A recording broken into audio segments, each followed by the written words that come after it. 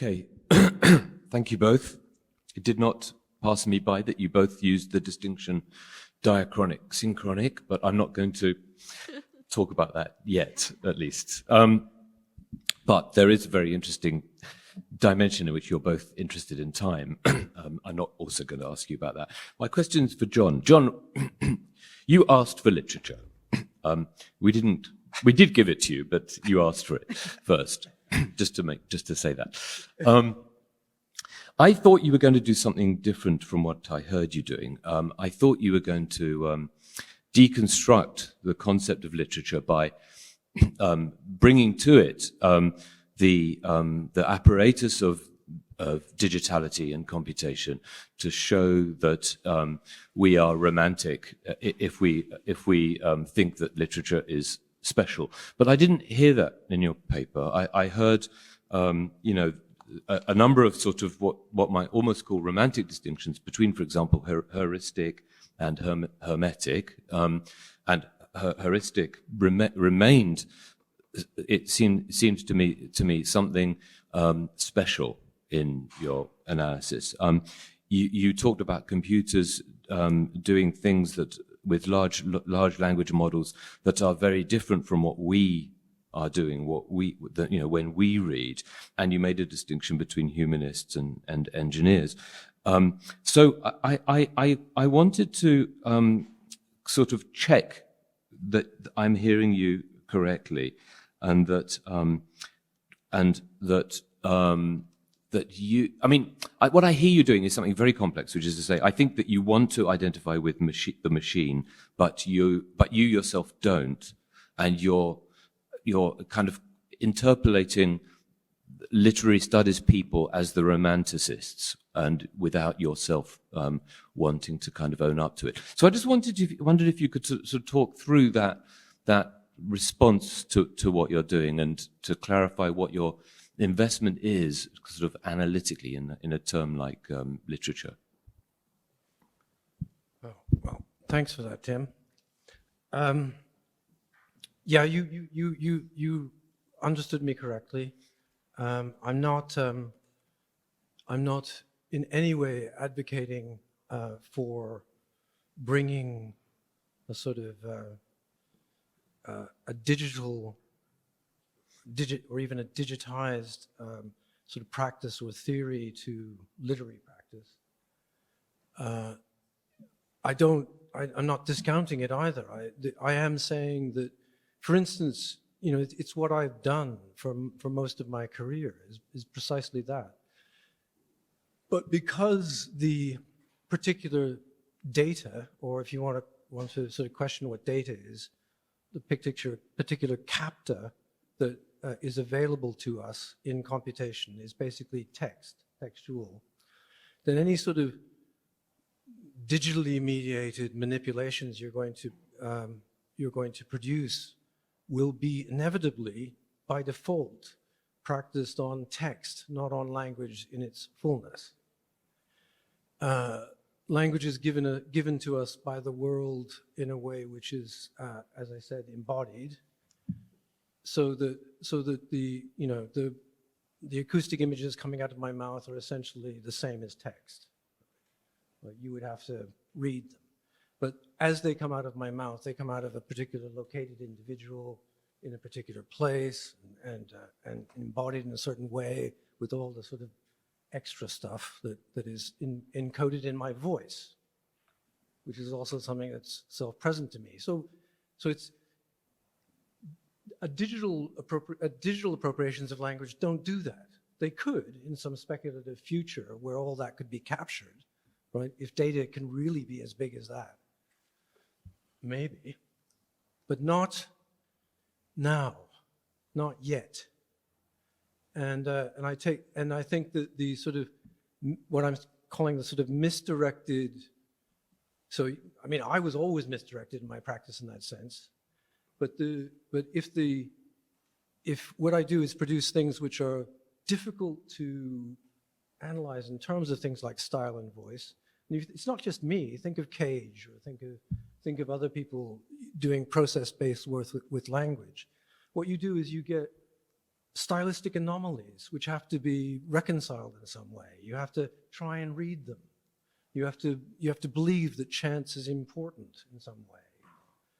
Or, you know, if you think of Oulipo, the constraint, those constraints are all, I'm calling them now heuristic. And it's actually this is anecdotal, but if you give an Oulipian type constraint as a prompt to one of these things, they often cannot do them. They can do traditional ones like acrostics, but if you try and get a large language model to do a lipogram, it won't. It'll just stop. So, so the heuristic there is that it communicates with people who are interested in text and in style and in voice and in hermeneutic reading, and there's a resistance, and that resistance is productive.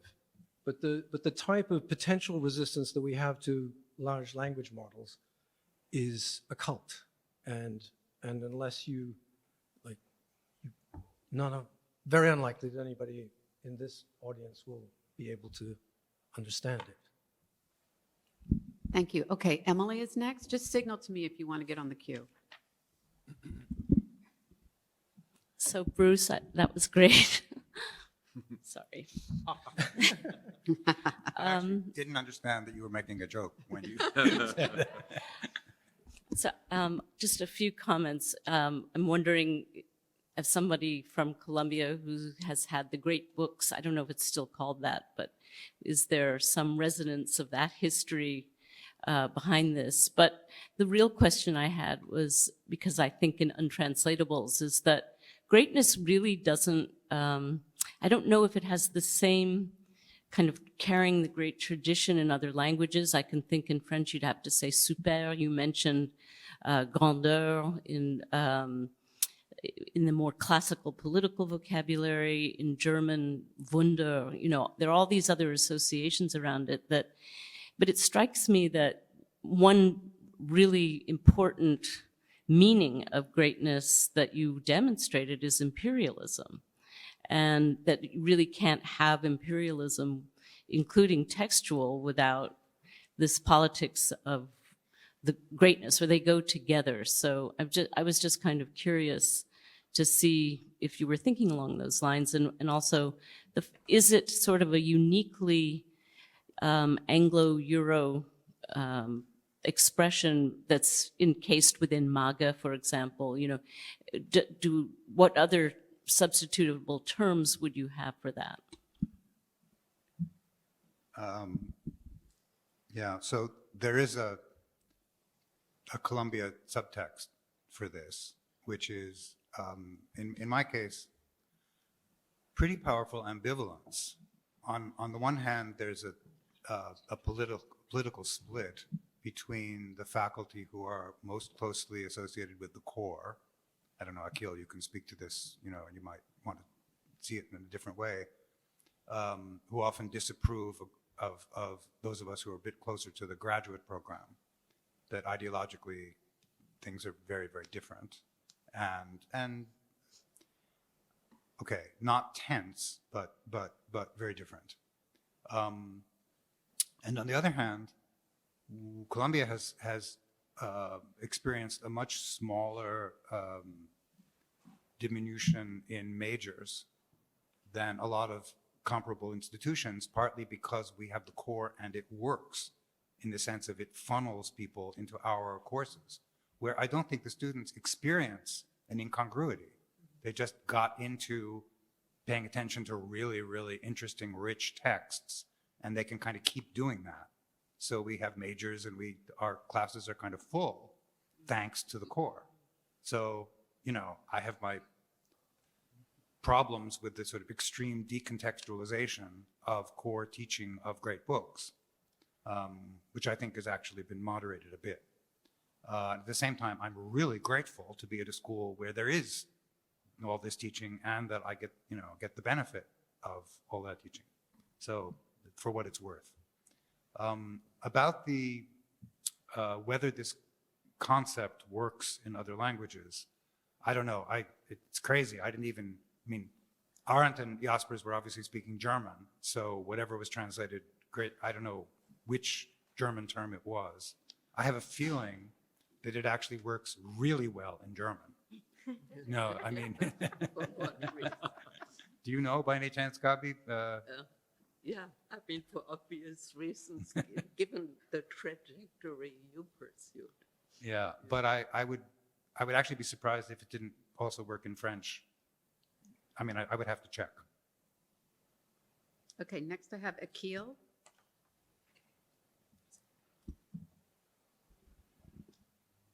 So I have a question for each of you. Bruce, you know, there's a wonderful anecdote that's told about Shelley, who went to his first tutorial, and his tutor, for the whole hour, went on and on about how great Aristotle was, and how he must read all the major Aristotelian texts, must imprison all the major passages in his memory, and so on. So this went on for an hour, and just as he was leaving the room, he apparently turned around at the door and said, "Sir, must I adore Aristotle? Can't I just not mind Aristotle?" So I'm just wondering whether if there was enough acknowledgement that one can have all sorts of attitudes towards what is normally classified as great, such as, yes, it's great, but we don't adore it. Yes, it's great, but we don't applaud it, and so on and so forth. So pretty much what you effectively did in many passages of your paper. Then it would have a kind of deflationary effect, and we would just, the word could just drop out because we just say, yes, you caught, but we take it all back with all these other qualifications, and so maybe that's one way of getting just saying that it's just a macho, swaggering epithet, and Susan Sontag wasn't above macho swagger of that kind. So that's one just, deflationary thought. Can I have a quick question? Of course. Yeah. So John, I was wondering about when a machine, I'm all on your side on the humanism that you were trying to recover, but I'm just curious about what it is that one is addressing or opposing. When the machine detects whatever it detects in a text through sheer computational parsing, there is a sense in which it's merely formal. Right? It's like the manipulation of symbols in the syntactic sense. There's no semantics. There's no pairing with items in the word. It's just doing it by sheer computation through manipulation of formal symbols and parsing of formal symbols. So one way to ask the question is, when it's effective, why isn't it like Mr. Magoo, who's completely blind, but manages to navigate the world by sheer fluke? Right? So if it gets things right, one is tempted to say it's just like Mr. Magoo. It's just getting it. It's formal symbols, but it's nevertheless relating to the world in relatively effective ways. So I was wondering if there's something like this that might help to explain why it isn't just a fluke. And that is, there's some sense in which one can know what a color is, say what red is, by knowing all the wavelength specifications. But if one's blind, and that's all one knows, you and I want to say, you don't really know red. Yes? So is it like that, you think? The relation between just the syntactic computational and the meaning of the text that you want to cherish as humanistic as having engagements with the world? You want to go first? You sure? Yeah, why don't you go first? I'm not saying what the large models are doing is a fluke. It's not. And even the question of whether there is semantics or something that you would attribute to being knowledge of the world. In some ways, just to be clear, I'm not interested in whether you can attribute cognition or intelligence to these things, right? That's just, it seems pointless. The point is whether they're socialized or not. So the point is whether they're brought into the discourse or not, right? So when they're brought into the discourse, they're obviously doing well enough to be brought in. And I don't think it's a fluke. It's to do with the high dimensionality of the vector spaces that in relation to text. If the text ultimately comes from us. It's data. It's not enough data, is what I'm saying. It's possibly not the right type of data. So I think I'm now on the camp of no, the mind is not computable, language is not computable, it just isn't. It's too complicated to be computed. It requires embodiment. It requires sort of an evolutionary development that takes a lot of time before it becomes interesting. So yes, I'm specifically. I'm not saying it's a fluke. I'm not saying it's uninteresting. I'm just saying that it's problematically related to what it is we do when we read. And that there are some obvious aspects of what we do when we read. And one of the ones that actually occurred to me literally as you read, you can argue about whether you're vocalizing interiorly or not, but you nonetheless have a relation with what that text could have said out loud. And that's how you get the puns and the ellipses and the tone and all the rest of it. And that is accessible to an extent, that could be accessible even to, it could be better accessible to us, which is one of the things I'm saying. That we could be more conscious of it. And that would also open us out to other objects of attention in the world. Vocal performance of literature, things like that. So no, it's not Magoo.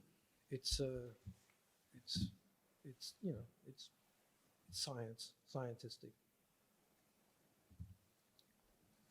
So I'm going to translate, Akeel, your question as, should we deflate the term down to the point where we really just wouldn't need to use it at all? It might be better if we didn't. I think I disagree. I think that there is something invested in the term, in the fact that it continues to be used with some kind of investment that I, for one, can't say no to. And I think even if it's just saying that was a great talk and not really meaning it, it's still, it still kind of works. It's one of the greatest. Okay. Yeah. No, stop. Anyway, I will just say by way of confession here, and just to complicate the conversation just a little bit. In composing this talk, I was thinking, Amanda, of you, because, well, of course, as I frequently do. No, I think you and I are both invested in that kind of a moral view of things.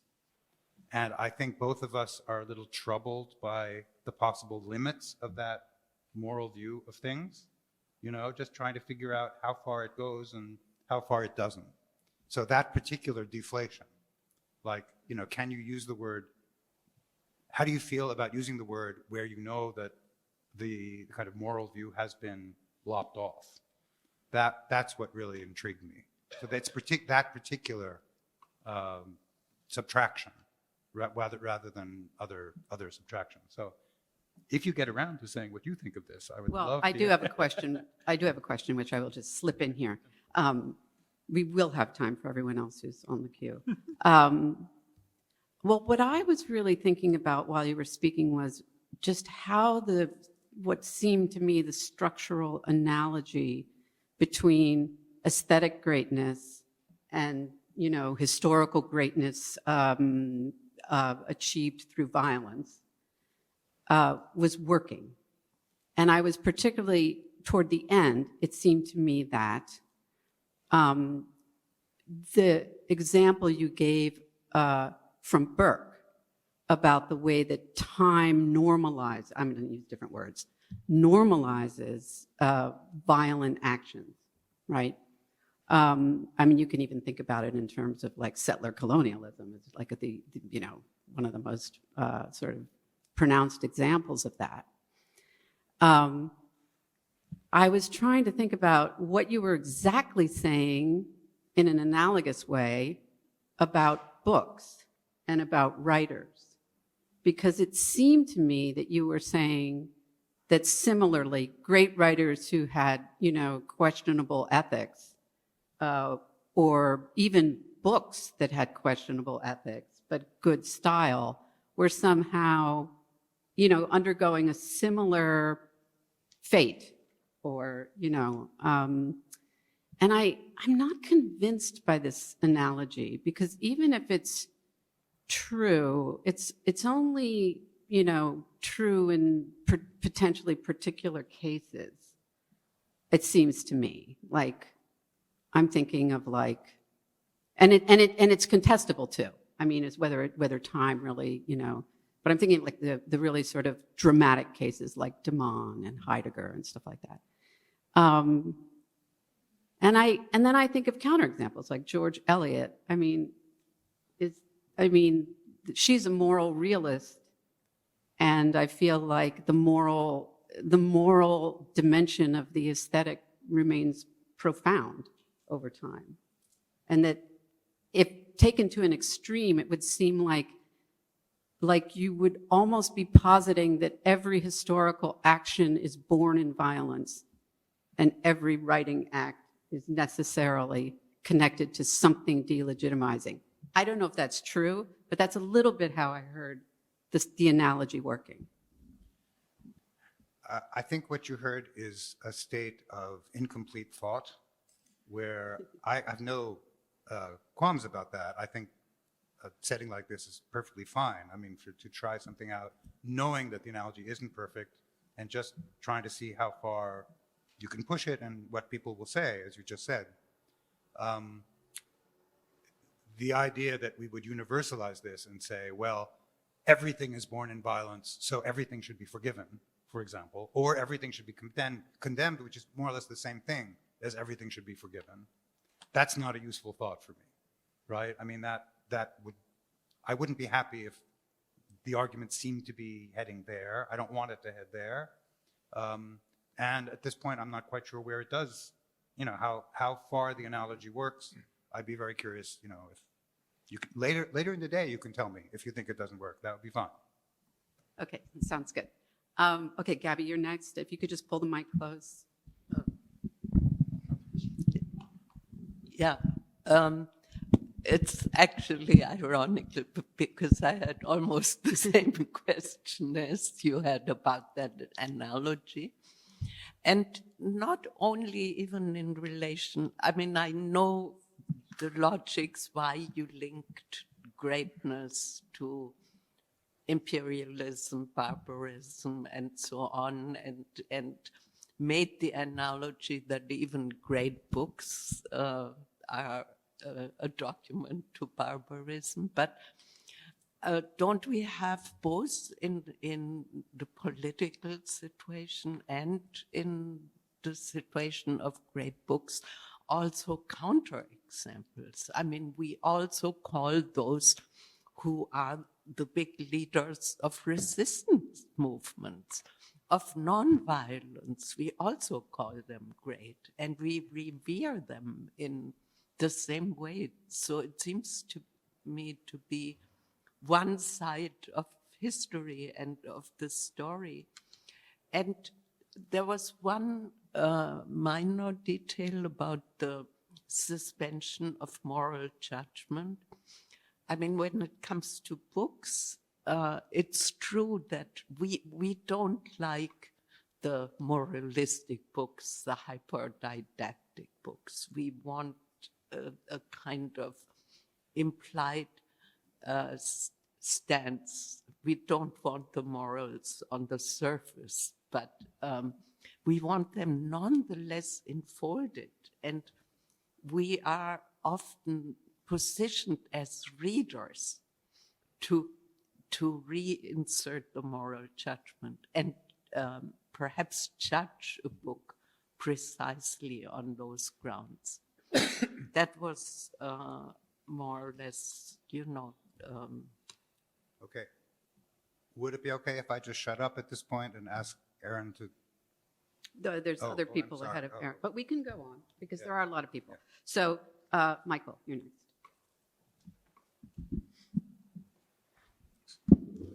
Bruce, I wanted to pursue, and some of this piggybacks on what Gabby's saying. It seems to me that there's several kind of variables that are related to something like precarity of life with respect to acts of violence, right? And the theory of calculation of it has something to do with, in the Alexander the Great example, it takes a long time to get the stuff to some place necessary to kill the number of people for people to care, right?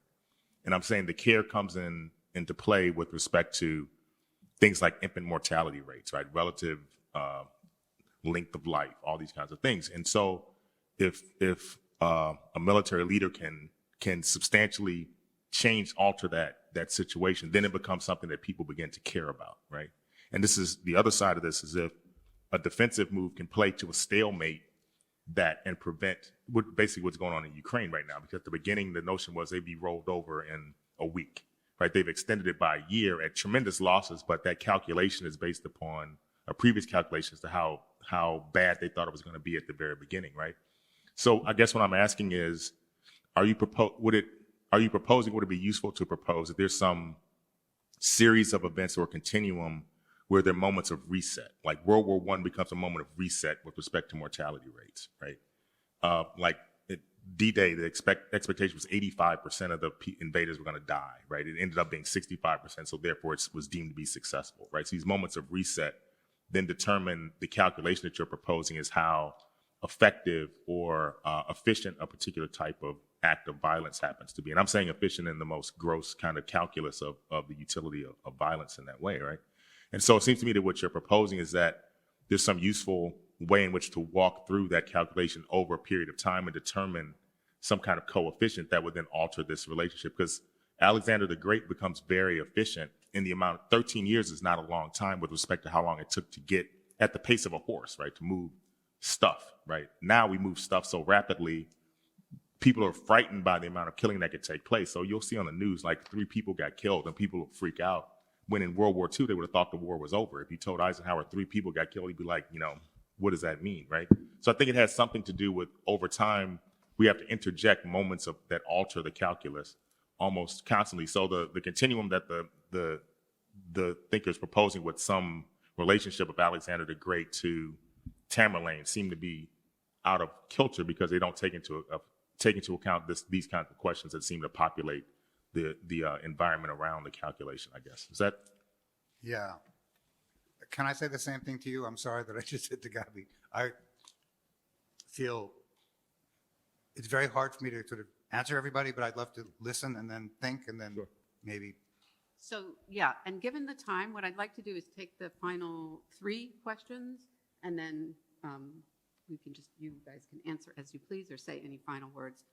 So I have Jacques, Adi, and Aaron. So Jacques is first. Thanks. So my question initially was about translation, but then Emily did it for me to a degree.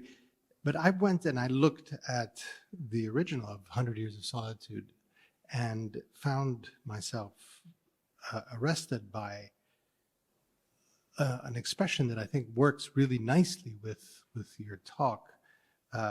One of the effects of getting the little fish on the official is to humanize him, and the word is used 2 or 3 times. But then what he says is, I'd like to take one, if you'd allow me. He said, at a time, en un tiempo, they were a key to subversion, clave de subversión, pero ahora son una reliquia. Now they're a relic. And so that relation between key to subversion and relic, which pertains specifically to this little object, is also what you're claiming more largely for the possible status of literature. So that was the stuff that comes out of here. The stuff that I became intrigued by has to do with whether greatness has an antonym and what it would be. Yeah. Adi.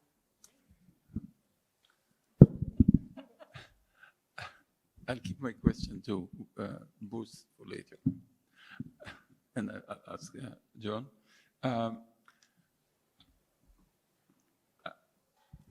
You started with talking about literature as some kind of a domain secluded from the rest of linguistic utterances for some reason. And I would say worshipped and walked for and within by the virtue of being segregated from the rest of our literary activity or products, etc. And of course, I'm sure you would agree that the features of the boundaries change over time. And what is crucial is the boundary, is the fact that there is some kind of texts that are worshipped for their own sake, and for whatever we ascribe to them. And I wonder what would the addition or the extraction of voice or other aesthetics dimension of the language, or the intervention of the machines, why to think that they would change this? I can imagine text coming from the machine and read under the same assumption that there is this domain and this belongs to this domain. And of course, the features of the domain and the boundaries would change. And we may or may not try to go back to the way the text was produced by algorithms, by selections of text and the sampling and all the statistics, etc., in the same way, broadly speaking, that we try to go back to the context in which a literary text was produced, the political context, the psychological, sociological, etc., etc. Why do you think that this would have to change, or is at risk of being changed? Aaron? Thanks. I'll be brief. This is for John. A longer version of this question, I think, would have to do with the possibility of the incalculable kind of chance, the aleatory in machine learning. I'm thinking about how Derrida talks about the relationship between machine and event. But what I want to ask you very directly about and succinctly is the following. As these machine learning produced texts have begun to circulate, what has struck me as the kind of most kind of haunting, uncanny quality of them is how they resemble the way that many people think and write now. And so I wonder if what you're calling scientism is in fact something not so much to worry about in terms of what's coming to us from machine learning, but rather what we're already seeing incorporated into university thinking or academic genres. I just finished a season of 250 job applications and 500 Society of Fellows applications, and hauntingly, the ones that stand out as strongest are the ones that are most faithful to a genre, which is to say that the machine could have written. You want to go first? Yeah, I had forgotten that I was involved here. I think Jacques' question is, the only one on the Yeah, table right now, yeah. I'm trying to think of an antonym. What a good, the right kind of smallness or insignificance would be. And it's a fascinating question. I have no answer for you other than, thanks to you, I will pursue it. Okay, because I think it's an intriguing and provocative question, right? I mean, I'm thinking splendeur et misère, but it's not misère for sure. I don't know. Banality. Well, yeah, write that one down. Yeah. You said nice. Sorry? Oh, yes. Nice. Yeah, that's true. But that was sort of the specific, the way in which I was thinking about the problematic that Amanda and I think, share, right? I mean, about the suspension of moral judgment or even dilution of moral judgment, that is a temporal process and a qualified one. And I'm just trying to get my head around that. But okay, nice is the, yeah, thank you, Bonnie.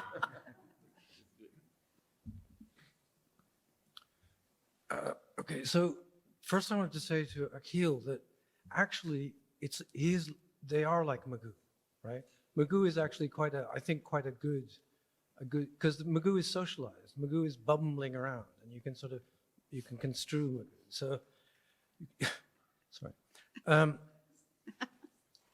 And I'm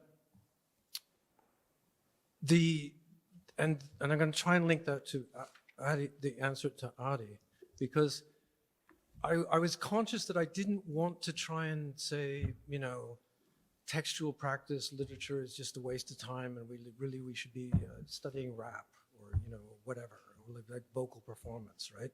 So I didn't want to say we're all misdirected by the text. We should be broader in our understanding of things in literature departments, right? I was conscious that literature departments exist and that they are expanding in precisely this way. So it's not an issue. But to use Magoo, it would be tragic if we wanted to sort of, instead of studying and spending time watching how humans behave in the world and what they do, instead we spent all of our time watching Mr. Magoo and trying to work out what Mr. Magoo was doing. But when we know that he's blind, right? So the point is that there are things that we know about the large language models that are kind of obvious, and one of those things is their obsession with text, and our obsession with text is similarly problematic, or there is a relationship between our obsession with text and these devices' obsession with text, and it is historical, right? And it is a matter of cultural formations, Foucauldian cultural formations, not just a matter of philosophy. So you can have a philosophically founded critique of something that is also Foucauldian. And that's what I wanted to try and get to. And then the question about the way that we think and write. Well, yes, it's not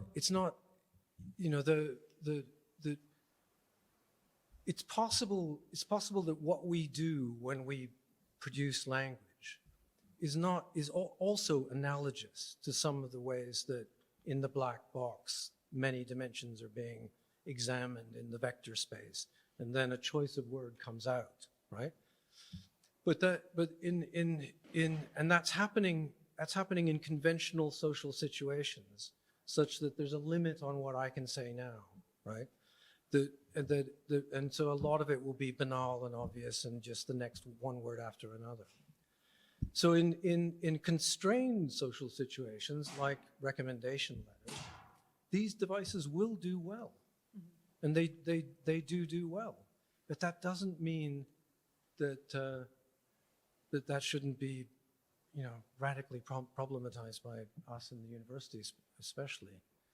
And also, it also means that we're subject to what I call pseudo-language constantly, you know, 50% of what you read casually during the day will be generated or half generated by an algorithmic process. And what effects will that have socially long term? And how do we deal with that? Or how do we address it? Do we just accept it? Maybe for recommendation letters, that would be better for all of us. But seems wrong. It's already. Just investigate the letter of recommendation. If the machine can do it just as well as we do, it seems like there's a bigger problem underlying. I think we're talking about cover letters, not recommendations, but yes. Oh, cover letter. Yeah, in terms It's of. applications, as well as college applications, it's all of these. Okay, on that note, let's thank John and Bruce in absentia.